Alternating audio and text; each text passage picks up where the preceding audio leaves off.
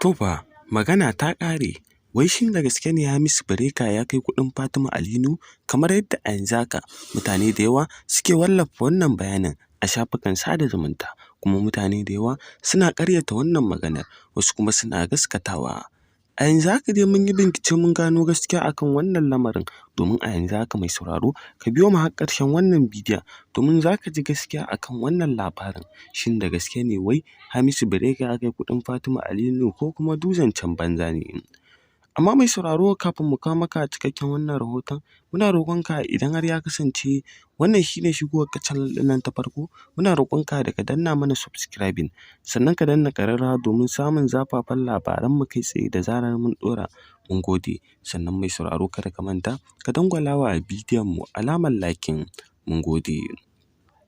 Mai sauraro kamar yadda kake bibiyar mu a wannan channel ɗin tamu mai albarka, ka san cewa muna kawo maka labarai na gaskiya kuma na haƙiƙa. Hakan ne yasa a yanzu haka muka yo bincike akan labarin da yanzu haka yake trending a duniya na cewa Hamisu Breaker ya kai kuɗin Fatima Alinu. Kamar yadda a yanzu haka za mu faɗa muku gaskiya akan wannan bayanin. Babu shakka mai sauraro idan kana ziyartar shafukan sada zumunta, ka san cewa ana ta yaɗa labarin cewa Hamisu Breaker zai auri 'yar gidan Alinu, wato Fatima Alinu. Kamar yadda a yanzu haka mutane da yawa suke ta maganganu akan wannan lamarin. Babu shakka mai sauraro ka san cewa a yanzu haka duk wanda ya fito yake wannan maganar, mutane da yawa suna cewa da gaske ne, domin kuwa sun san cewa ba a ƙarya a soyayya. Hakan ne yasa mutane da yawa suka yarda Hamisu Breaker ya kai kuɗin Fatima Alinu.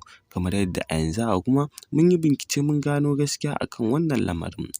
Kamar yadda ka sani mai sauraro, Hamisu Breaker ya kasance shahararren mawaƙi a yanzu haka a masana'antar Kannywood, domin idan ana sa mawaƙa dole za a sa Hamisu Breaker a matsayin farko, domin kuwa ya taka rawar gani a masana'antar Kannywood.